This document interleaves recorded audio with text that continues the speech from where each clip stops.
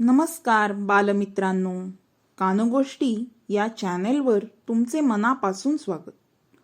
तुम्हाला गोष्टी ऐकायला आवडतात का? आजीच्या किंवा आईच्या कुशीत किंवा आजोबा आणि बाबांसोबत गप्पा मारताना गोष्टी ऐकायला आवडते ना?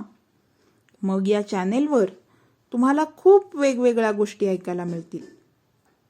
त्या तुम्ही मन लावून ऐकायच्या आणि त्यातील कथा तात्पर्य समजून घेण्याचा प्रयत्न करायचा. तर आज मी तुम्हाला गोष्ट सांगणार आहे सत्यवादी राजा हरिश्चंद्राची.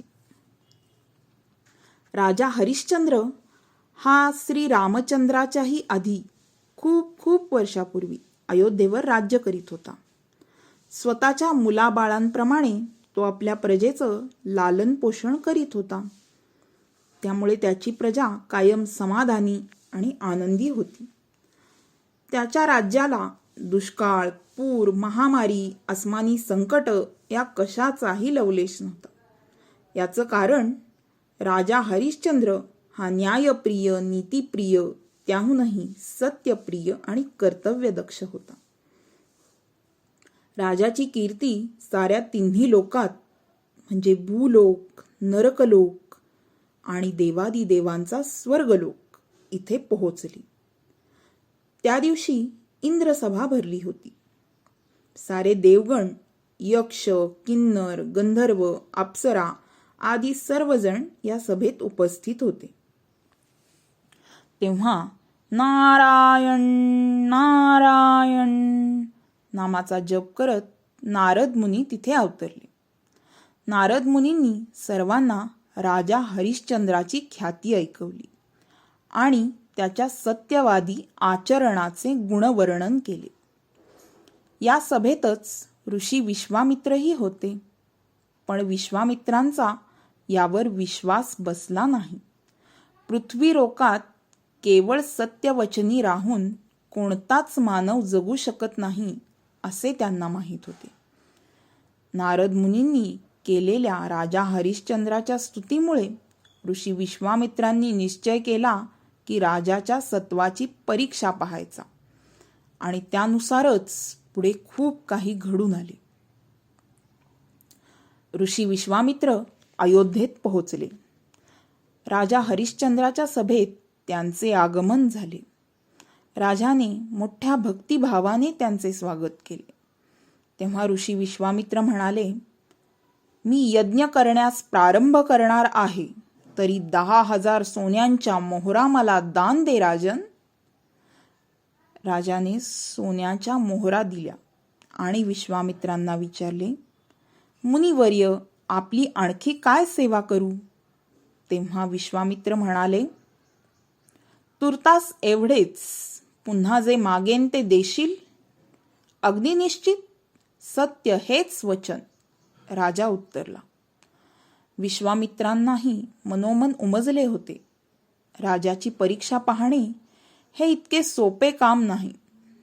परंतु विश्वामित्रांनी हरिश्चंद्राची कठोर परीक्षा घेण्याचा चंग बांधला.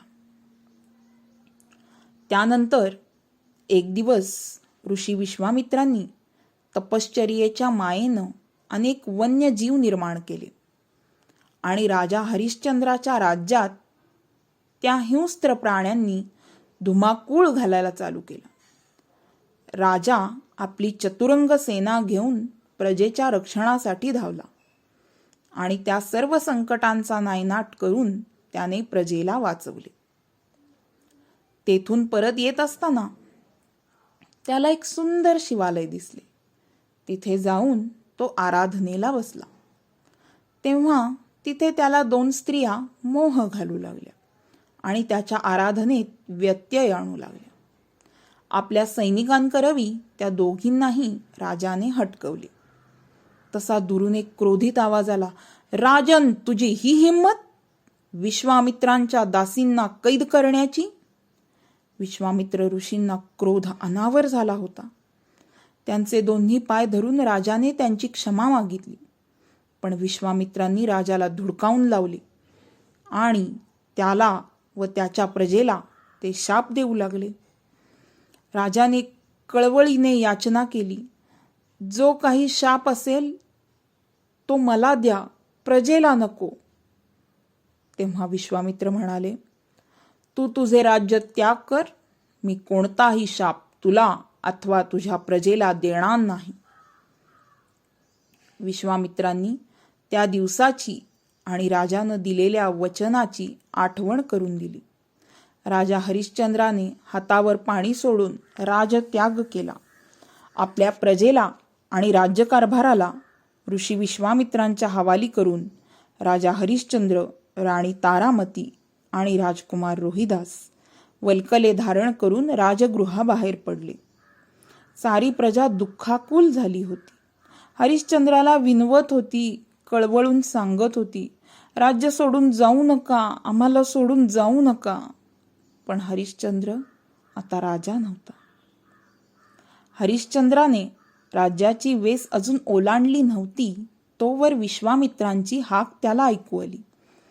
विश्वामित्र म्हणाले, मुनीला राज्य दान करताना त्याला दक्षिणा देखील द्यावी लागते. हरिश्चंद्र म्हणाला, ऋषीवर्य, मी सारे राज्य दान केले, आता दक्षिणा कशी देऊ? माझ्याजवळ काहीच उरले नाही.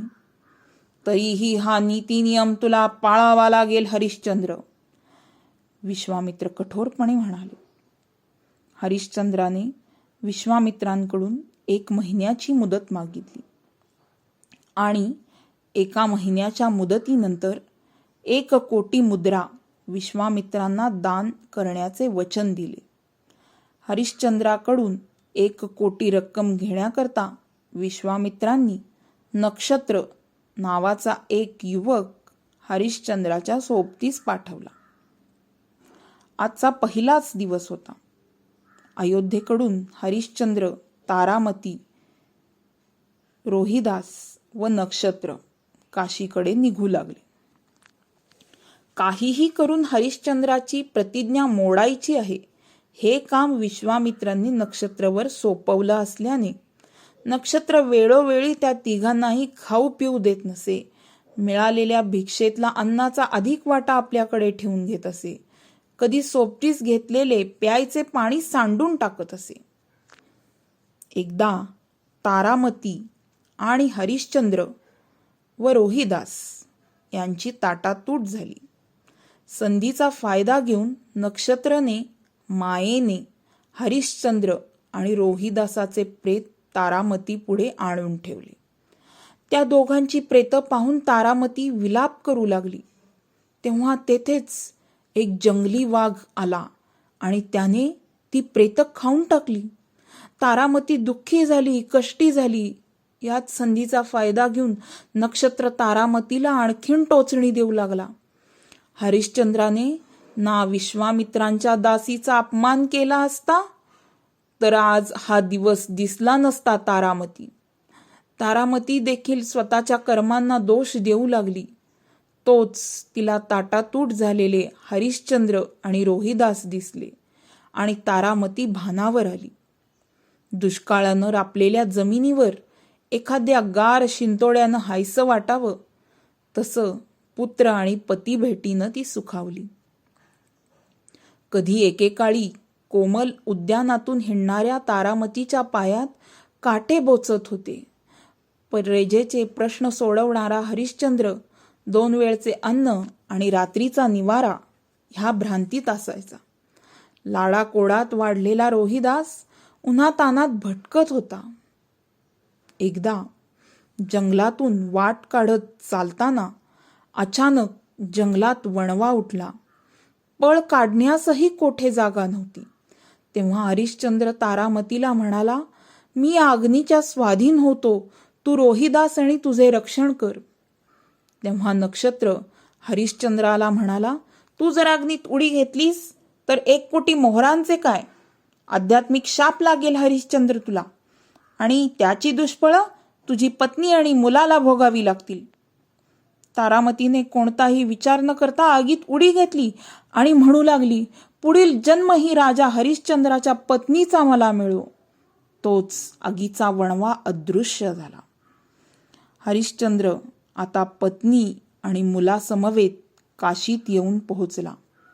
त्याचा सारा दिवस अन्न आणि कामाच्या शोधात निघून जाई.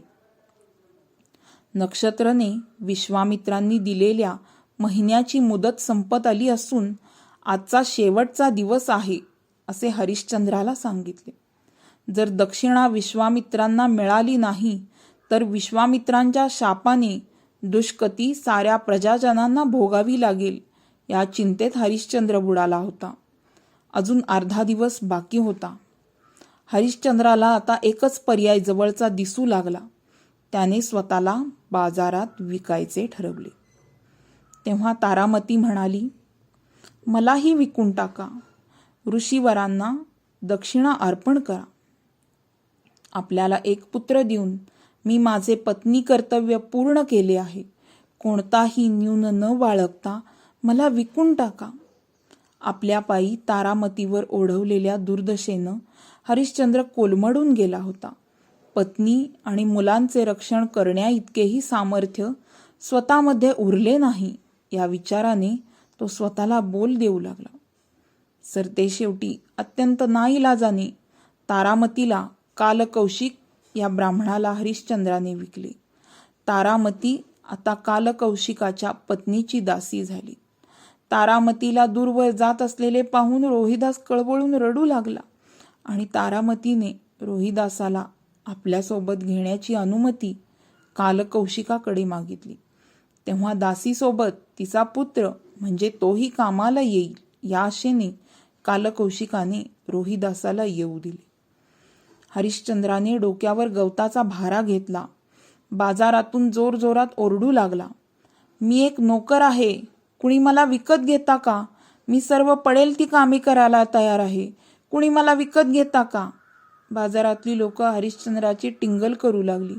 जी ती माणसं बोलू लागली, अशी कोणती आपत्ती आली म्हणून याने पत्नीला पण विकले, मुलांना विकले आणि आता स्वतःला विकत आहे. तितक्यात तेथे वीरबाहू नावाचा डोंब आला. त्याने हरिश्चंद्राला विकत घेतले. हरिश्चंद्राने जमलेली 1 कोटी रक्कम सूर्यास्ताच्या आत नक्षत्राच्या ताब्यात दिली. नक्षत्रने पैसे घेताच तो अंतर्धान पावला. तारामती कालकौशिकाच्या पत्नीची दासी झाली होती. सारे घरदार साफसफाई करत असे, धुणी भांडी धुवत असे, अर्ध उपाशी झोपत असे. पण तिला झोप तरी कुठून येणार? राजा हरिश्चंद्र काय करत असेल, कुठे असेल? जिथे असेल तिथे सुखी राहो अशी परमेश्वराकडे आळवणी करत असे. रोहिदास तारामतीला तिच्या कामात मदत करत असे. फुले, दुर्वा काट्याकुट्यातून आणून देत असे. आता हरिश्चंद्र वीरबाहूचा सेवक झाल्या कारणाने वीरबाहू आणि त्याची पत्नी सांगतील ती कामे तो करत असे. घर अंगण लोटत असे, दूरवरून पाणी भरून आणत असे. इकडे विश्वामित्रांनी मायेनं पाण्याचे घट फोडावेत आणि वीरबाहू आणि त्याच्या पत्नीची एक अक्षरही न उच्चारता हरिश्चंद्राने बोलणी खावीत असे रोज सुरू होते.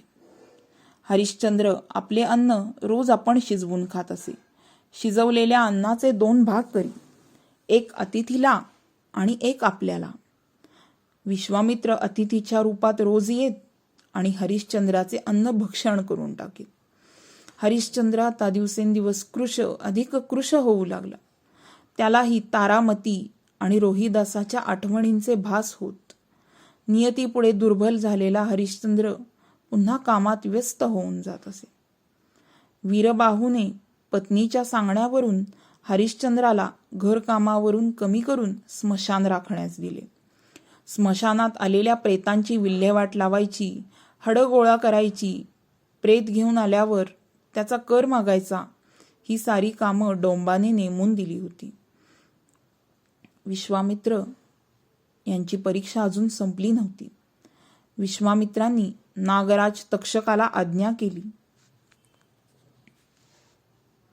आणि तक्षकाने रोहिदासाला दंश केला.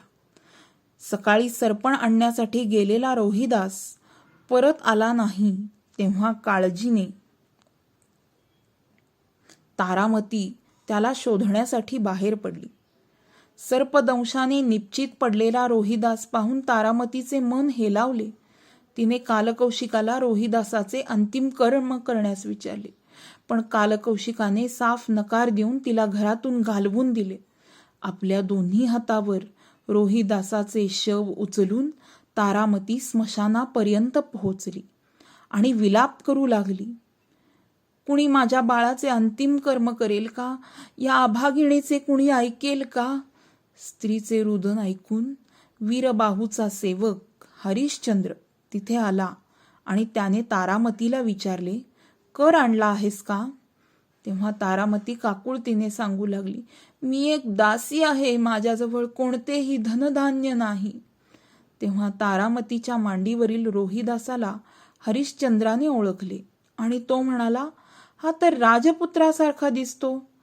तेव्हा तारामती बोलली, हा राजपुत्रच आहे, राजा हरिश्चंद्राचा, आणि मी त्यांची पत्नी तारामती. हरिश्चंद्राचा स्वतःच्या डोळ्यावर विश्वास बसत नव्हता.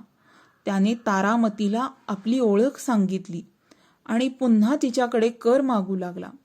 तारामती विनवू लागली, नाथ, माझ्याजवळ धनधान्य नाही, कसा कर चुकवू? तुम्ही तुमच्या मुलासाठी तुमच्या पत्नीकडे कर मागणार आहात का? तारामतीच्या प्रश्नावर कठोरपणे हरिश्चंद्र, हो, कारण मी आता माझ्या स्वामींचा सेवक आहे. हरिश्चंद्राला स्वतःचीच खूप किळस वाटत होती, पण कर्तव्यापुढे त्याचा नाईलाज होता. त्याने तारामतीला सुचवले, तुझ्या गळ्यातील मंगळसूत्र विकून टाक आणि कर जमा कर. मी तोपर्यंत रोहिदासाची राखण करतो. तशाच निर्मनुष्य रात्री तारामती मंगळसूत्र विकण्यासाठी स्मशानातून बाहेर पडली. तोवर इकडे काशीमध्ये चोर लुटारू घुसले होते. काशीतील एका प्रतिष्ठित मुलाला अपहरण करून त्या घरातील पैसे लुटून चोरांची टोळी निघाली होती. तारामतीची गाठ त्या चोरांशी पडली. तिची अडचण लक्षात घेऊन चोरांनी तिला लुटलेले पैसे दिले आणि तिच्याकडून मंगळसूत्र हिसकावून घेतले. चोरांनीच अफवा उठवली, एका नीच निर्दयी बाईनं या घरातील मुलाला पळवले आहे आणि आता पैसे घेऊन ती पळू लागली आहे. पैसे हातात धरून जीव एकवटून ती स्मशानाकडे धावू लागली होती. तिच्या माघारी चोरांनी उठवलेल्या या अफवेबद्दल तिला माहीत नव्हते. तारामती स्मशानात पोहोचली तोच तिच्या पाठोपाठ काशी नरेश आणि त्यांचे शिपाई दाखल झाले. काशी नरेशांनी तारामतीकडे बोट दाखवून वीर बाहूला सांगितले, ही नीच आणि निर्दयी स्त्री आहे. हिने एका मुलाला जिवे मारले असून तेथील संपत्तीही लुटून नेली आहे. हिचे मुंडके धडावेगळे करा. वीरबाहूने सेवकाला अर्थात हरिश्चंद्राला आज्ञा केली तारामतीला कुऱ्हाडीने मारण्याची.